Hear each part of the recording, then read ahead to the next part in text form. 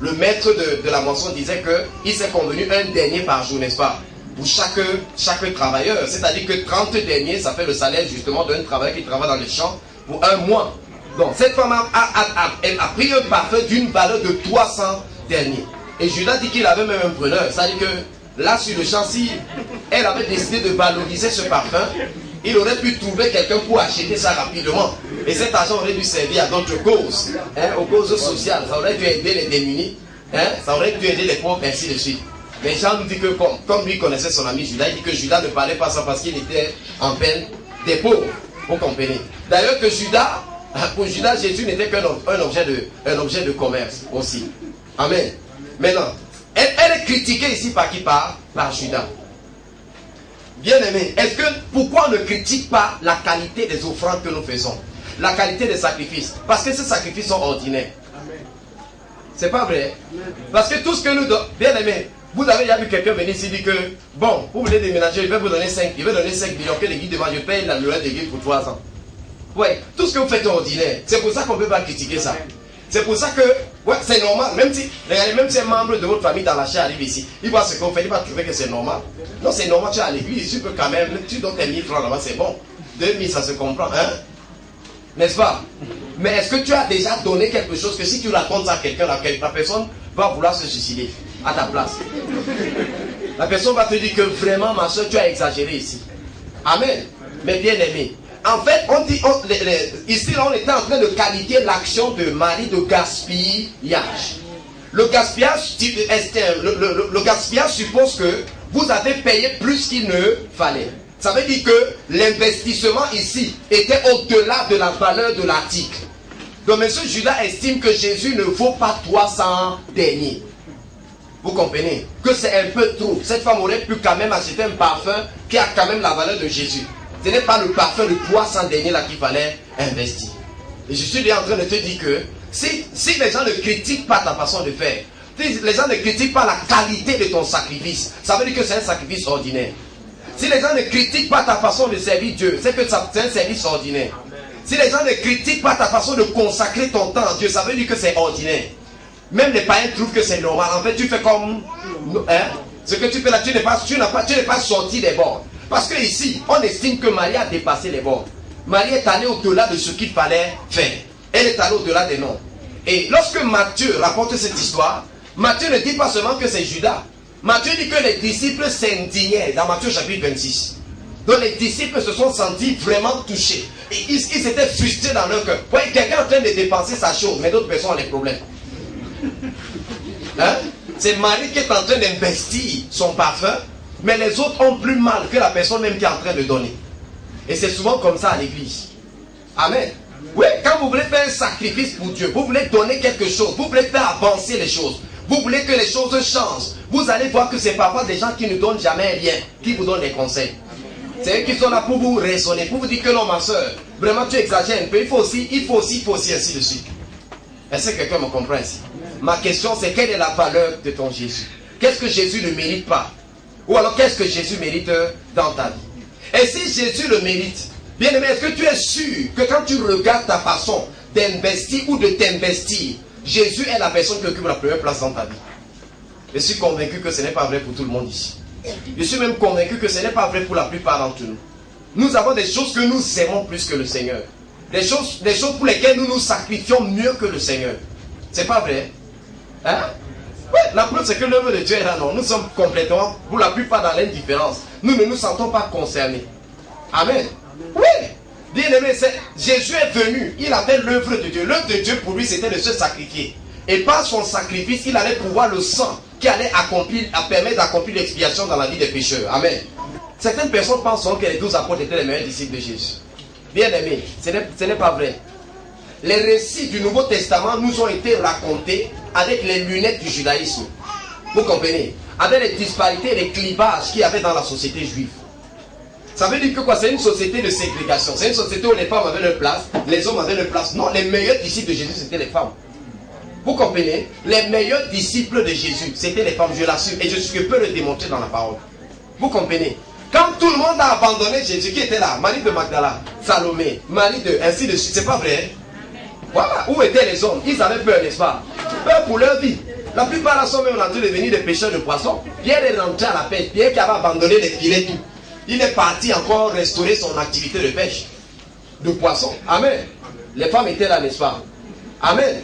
Mais vous voyez, dans ce cas encore, nous avons encore une situation ici, où nous avons une sœur, Marie, qui, bien aimée, certainement quand Marie voit Jésus, le parfum là n'a aucune valeur devant Jésus.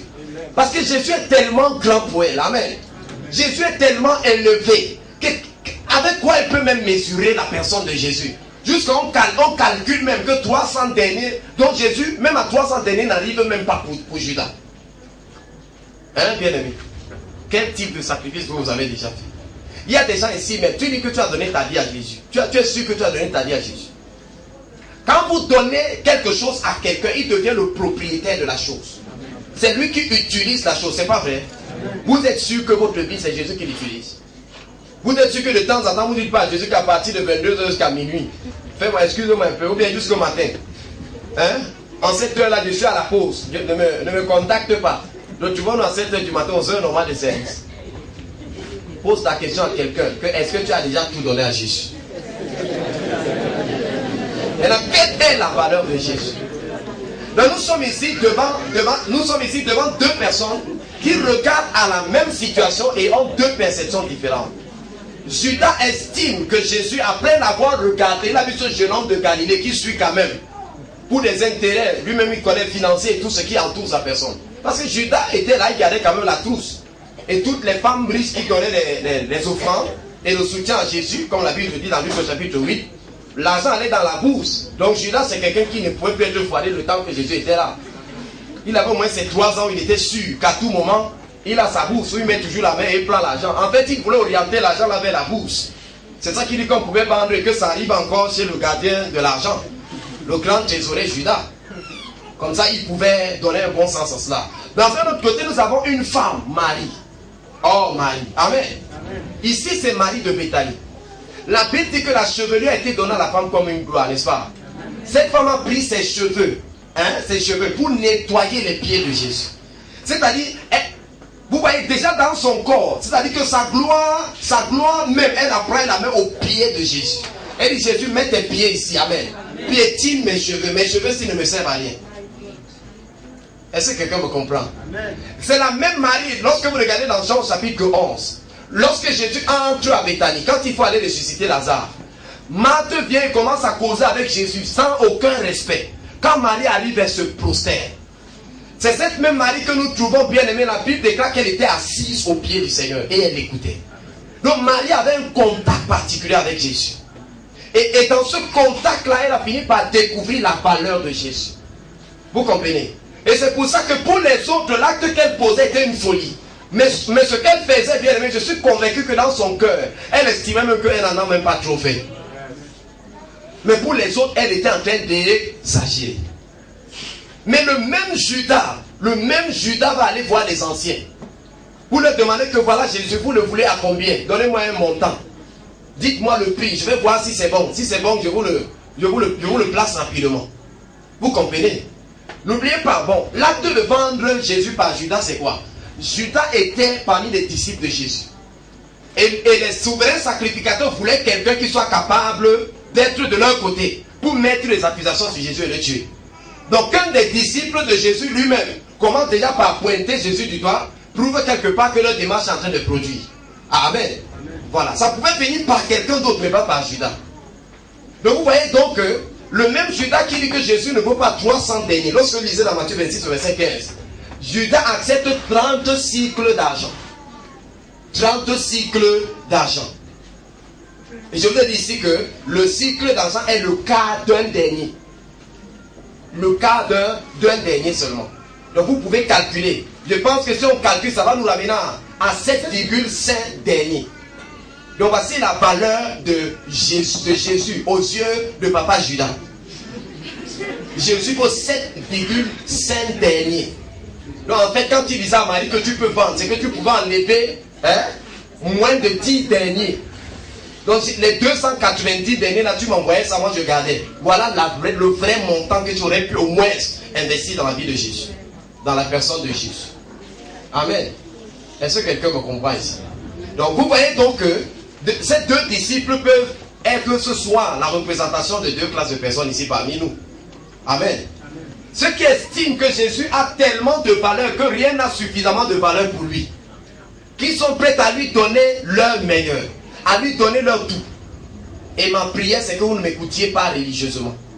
Que ce que vous écoutiez la bien-aimée, n'écoutez pas ça comme si c'est une nouvelle connaissance pour aller discuter avec quelqu'un. Je vous dis ceci pour que nous tous, on se pose des questions. Est-ce que, bien-aimé, je me sacrifie pour celui qui s'est sacrifié pour moi? Est-ce que l'investissement de ma vie pour faire avancer la cause de Jésus est proportionnel à l'amour que je prétends avoir pour lui? Est proportionnel à l'attachement que je prétends avoir pour Jésus? Si vous aimez Jésus, celui qui est mort sur la croix pour vous, pourquoi vous avez de la peine à soutenir son œuvre? Pourquoi vous avez de la peine à collaborer pour que d'autres personnes puissent avoir accès à la connaissance de Jésus? Jésus, avant de quitter cette terre, a laissé ses dernières volontés, comme un père qui quitte ses enfants. Il leur a dit, allez faire de toutes les nations des disciples, n'est-ce pas? Baptisez le nom du Père, du Fils et du Saint-Esprit et enseignez-leur à observer tout ce que je vous ai prescrit.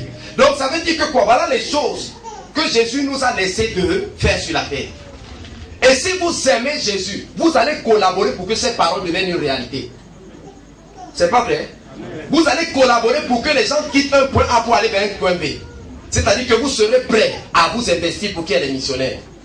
Pour qu'il y ait des gens qui quittent Douala pour aller à Yaoundé. Qu'il y ait des gens qui quittent tel endroit pour aller à tel endroit. Parce que vous êtes là. Est-ce que quelqu'un me comprend? Voilà. Avec ou sans nous, l'œuvre de Dieu va avancer. Vous comprenez? Dieu ne cale jamais. Mais Dieu nous donne une opportunité de participer à sa bénédiction.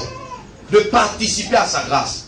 Donc participer à l'accomplissement de l'œuvre de Dieu, c'est déjà un grand bonheur. Amen. Vous allez voir que Marie, plus tard, quand les maris de Magdala vont venir tôt le matin pour embaumer dans Jean chapitre 20, pour embaumer le corps du Seigneur, est-ce qu'elles vont trouver encore un corps embaumer? Hein? Elles vont venir avec les aromates. Est-ce qu'elles vont trouver le corps du Seigneur là? Il ne sera plus là, n'est-ce pas?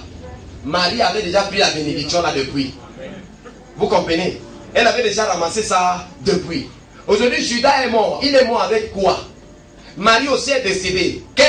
Quand Dieu s'assoit et regarde son registre, quel est le témoignage que ces deux personnes ont laissé dans les registres du ciel après le passage sur la terre? La question c'est quel est ton témoignage? Quel est mon témoignage? Quel témoignage allons-nous laisser? Quel témoignage allons-nous laisser? Nous sommes ici plusieurs, il y a des jeunes ici. Vous êtes ici, vous jouez les chrétiens à l'église. À la maison là-bas, vous êtes les champions de l'impudicité. Les champions, vous montez, vous descendez. Vous traînez le nom de Jésus dans la boue. Quel témoignage? Pourquoi vous ne pouvez pas sacrifier le plaisir de la vie? Parce que vous voulez que le témoin de Jésus soit maintenu intact dans votre vie. Parce que vous voulez que les gens sachent que bien aimé, parce que sur cette terre, plein de chrétiens ont donné un mauvais, ont jeté le plomb sur le nom de Jésus. Vous comprenez? On n'est pas en train d'investir, on est même en train de détruire la caution morale que Jésus représente. Mais qu'est-ce que nous investissons? Hein, bien aimé, qu'est-ce que nous donnons? Je ne vais pas, ce n'est pas une prédication de circonstances. Hein. Nous sommes en train toujours dans notre sujet sur les vrais adorateurs. Donc comprenez donc que l'amour que vous avez pour Jésus, la connaissance que vous avez de Jésus, peut aussi facilement transparaître dans la qualité des sacrifices que vous faites pour la personne de Jésus. Vous comprenez? Donc, et vous devez savoir que l'amour n'est pas une parole, c'est une action. Jésus dit que si vous m'aimez, gardez mes... Il n'a pas dit que si vous m'aimez, racontez ça pendant les moments d'adoration et de louange. Il dit que si vous m'aimez, gardez mes commandements, tout simplement.